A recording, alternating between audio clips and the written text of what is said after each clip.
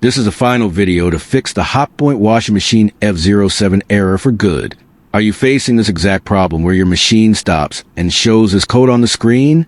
This error happens because the heater system inside your machine fails to work correctly. Most solutions you find on YouTube or social media are very confusing and far too long or hard to follow for most people.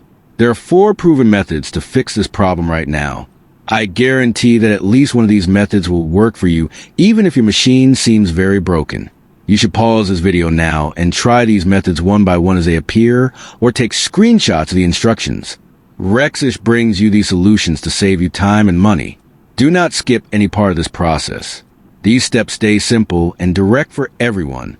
You do not need any special skills to try these out today. Many people struggle with this error, but these 4 ways provide the best results. Follow the method step by step as they show on the screen now.